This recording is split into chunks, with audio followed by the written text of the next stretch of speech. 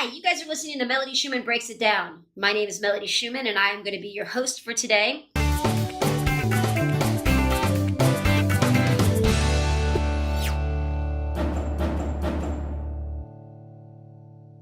This is my 7th podcast episode, and it is on one of my favorite topics, talking about prompting good behavior. Now, I do have some notes that I took last night when I was working out the details to this podcast, but really I'm going to be also speaking a lot from the heart because I want to talk to you about some really good firsthand experiences on how to work with children in a positive way.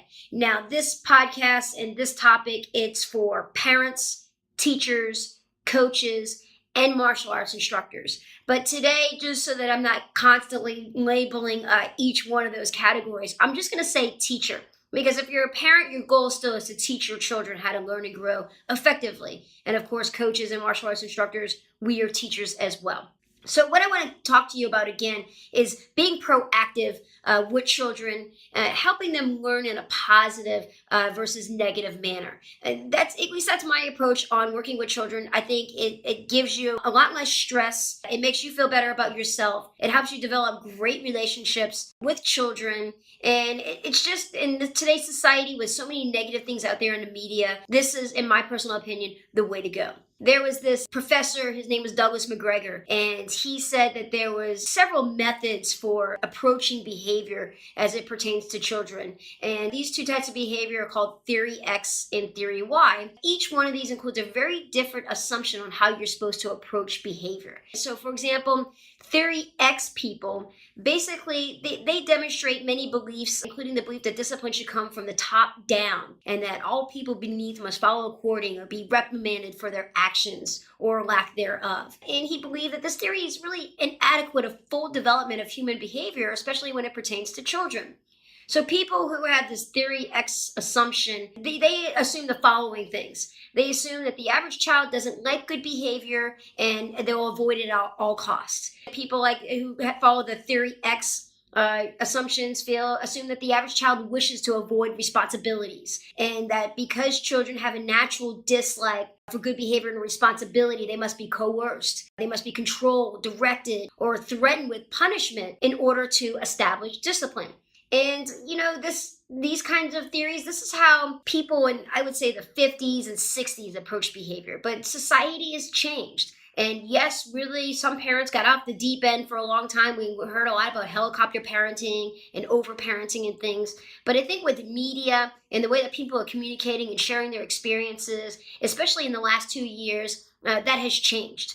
Now, the other theory that McGregor discovered is that you have your theory Y people. And these people are more consistent with building good behavior and responsibility with the average child. People that fall into this category, they're considered motivators, leaders, and goal-oriented educators. And the central principle on theory Y assumption is based on leading others to success through consistent direction and collaboration.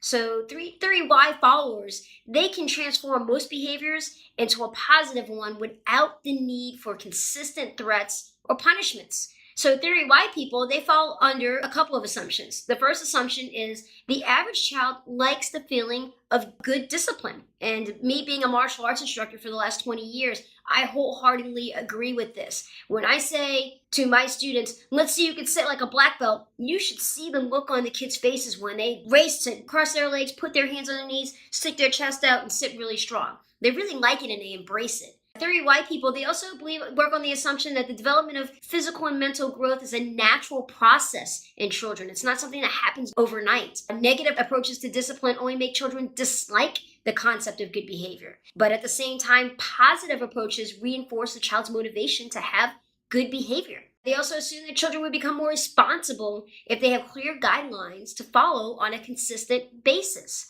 And all that follows under one of the parenting skills or teaching skills that I refer to as prompting.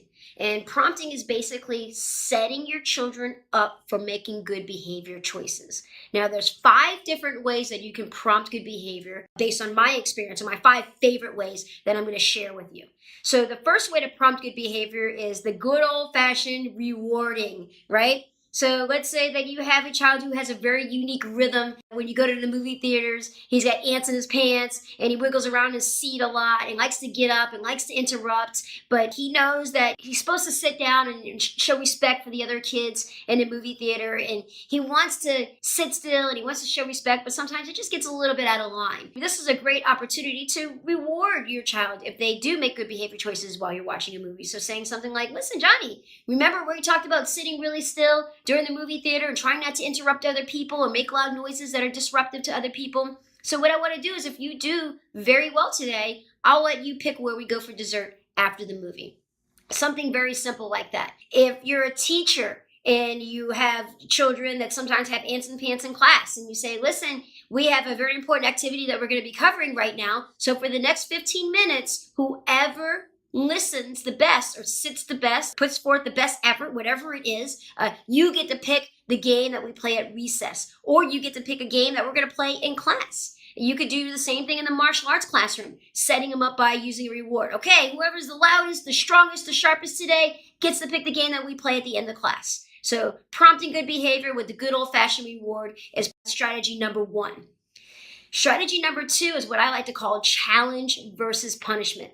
This one's a lot of fun, especially if you're a parent. You can try this at home. Let's say that you struggle with getting Johnny ready for getting him into a routine before you have dinner. Let's say that he forgets to wash his hands. He's not cleaning up his toys and he's playing on his iPad before you have dinner and you want to try to get him into a good routine.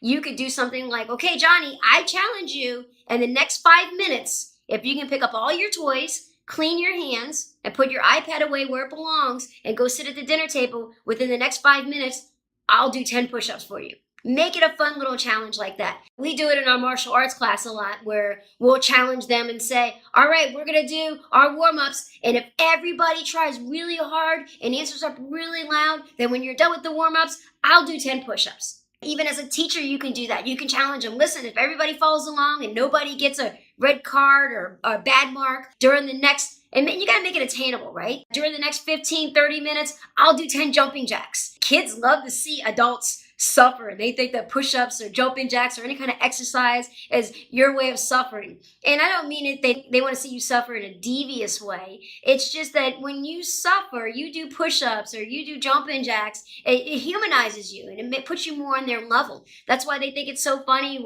when people get hit in movie and cartoons. They think it's really funny, especially like the adults are the ones in charge. It humanizes you and makes you a little bit more at that level. So challenge versus punishment is the prompting skill number 2 that I really love to use with children. The next one is using examples. Prompting good behavior by pointing out other people who are behaving the right way. We'll start backwards. We'll start, for example, in my martial arts class. If I see one student wiggling and I really want him to sit legs crossed, hands on his knees at that moment because I'm explaining how to do a drill, and when he starts to wiggle and look around, he's not paying attention to the lessons, I will use an example right next to Johnny. So I'll say, I love how Peter is sitting legs crossed, hands on his knees. Johnny, can you sit just like him? So giving him a great example to follow, especially if there's somebody relatable to their age. They definitely are more, they use mirror neurons to children closer to their age. So if you're pointing out good examples, that helps them follow along accordingly. So for example, if you're a parent and you're out at dinner and you look over, scope the restaurant, see if you can see a kid who's sitting well, who has good manners, and point them out. I like how that kid over there, I love how she's sitting. She's sitting nice and quiet. See, she has her napkin in her lap, and she's being very respectful for dinner. So using that as an example for your child to follow along. Even a teacher in a classroom, the same thing is pointing out somebody who's listening, who raises their hand, and using them as an example. Now, I caution you, if you're a teacher or a martial arts instructor, when you're pointing out examples, try not to use the same kid every time, because you don't want to have those teachers' pets, because you're always going to have those anomalies. And if you're constantly pointing out the same child in class, it can be a little frustrating for the students who don't quite have those same behavioral skills just yet. So try to mix it up. And another thing is to try to catch them when they are leading by good example. So let's say that your child is one who's typically very wiggly and very hyper during dinner. Catch him when he is sitting still, because there's got to be one small fraction of a second when Johnny is sitting still at dinner, and catch him at that perfect time and say, this is the perfect example of how I like you behaving when we're at dinner. Or the same thing if you're a teacher in class and you have that one little kid who's super hyper in his seat. Catch him when he's sitting still and say, this is the perfect example of how I'd like you to behave in class. Same thing in the martial arts classroom. Catch them when they're standing still. Catch them when they're sitting still. This is my perfect skill for prompting, which is leading by example. That's skill number 3. Skill number 4 is also one of my favorite strategies. They're all my favorite strategies. Let's just get that out. Is using external role models and tapping into their emotions to extrinsically motivate them. Again, I'm going to use my martial arts class as an example. One time when I had my 5 and 6-year-olds training in class and it was a full moon, and I believe in full moons because I've worked with children for 20 years, and just there are some days where their rhythm is definitely off. And in this one particular day, all the kids, their rhythm was really off. And I just stopped the kids and I stopped class and I asked all the kids to huddle up in really closely. And I whispered to them, I said, you guys, you're making me look bad when you're wiggling all over the place. See, your parents are watching me, and I want your parents to be really proud of me. So can you guys make me look good by standing feet together, hands by your side? And it worked. It worked so well that when one student started wiggling a little bit, one of my other students tapped him on the shoulder and said, hey, you're making Master Melody look bad. So using extrinsic motivation, extrinsic role models to help prompt good behavior. If they're young kids, you can even get in to use their imagination. For example, saying, what would Batman do right now? Would Batman be misbehaving? Would Batman cry because he didn't get ice cream? Or even if you're a teacher in class, using the sports heroes, especially during the Olympics, Michael Phelps was the big person that everybody was really cheering for because he won more gold medals. Would Michael Phelps be wiggling at his desk right now? Although Michael Phelps did have ADD, and he probably was wiggling. You don't have to tell your kids that, though. But again, using extrinsic motivators to help prompt good behavior is my skill number 4. Now, skill number 5 is using intrinsic motivation. The hierarchy of intrinsic motivation is basically when they choose to make good behavior choices beyond their normal expectations. And let me give you a perfect example of how this happens in my martial arts class. One time I tried it out because I read it in a book, and I wish I can reference the book right now, but I have so many things going on in my head that I can't, so I apologize for that. But what I did is I said, okay, class, here's what I want you to do. I want everybody to do 10 push-ups. But if you want to be a black belt, I want you to do 20 push-ups. But if you want to be a master, I want you to do 30 push-ups. But if you want to make me and your parents proud, I want you to do 40 push-ups. But if you want to really go all out and push yourself and see how strong you are and make yourself proud, I want you to do 50 push-ups right now. And it was amazing the amount of kids that did 50 push-ups. Almost every single kid did 50 push-ups, except for one kid. I remember the day, it was in my core skills class, and it was like 9 years ago. It was my little buddy Nathan, and Nathan only did 20 push-ups. And he stood up after he did 20 push-ups. Everybody else did 50. And when I went over to him, I said, Nathan, what's up? Why'd you only do 20 push-ups? And he goes, ma'am, I just want to get to my black belt. And it was the coolest, cutest thing.